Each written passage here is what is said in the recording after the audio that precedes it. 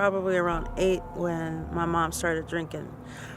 I had a really good home before that, and then when my mom started drinking, life changed. I had just gotten molested by a neighbor, and then that happened to me. I got taken by some men and taken to Chicago and forced into prostitution at 12.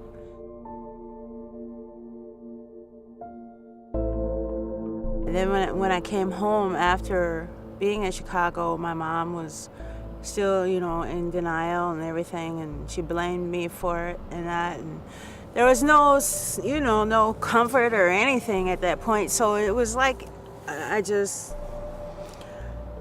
got really involved in prostitution, and not until I was probably 20, early 20s, then did I start to abuse drugs.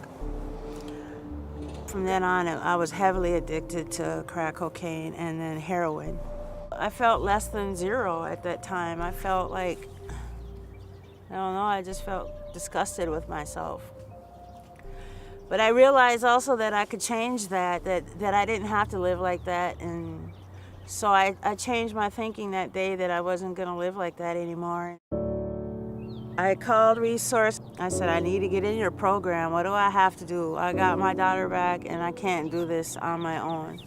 And I knew that program, they helped you, with housing and everything. And so she came in and just settled into programming and struggled a bit. And she just looked at me and said, this isn't what I want anymore. This is it. I'm embarrassed. I am ashamed. I need to not do this anymore. It's just degrading to women, and I think as Native women that we've lost so much already. You lose your spirituality, in the Native community, and women are highly, honored. I gave myself time to get, sobriety and that under my belt. And then I got into housing while at RRC. They helped me get in a house, find a house to live in. And my homeless problem became over. And I just blossomed from there. I got into school. I continued volunteering, and I did an internship through my school with Breaking Free.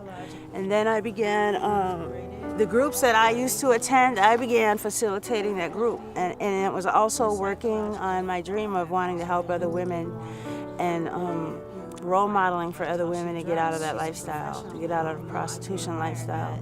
I'm like, wow, she must really feel good about herself. I think Resource does represent hope in many, many ways, really.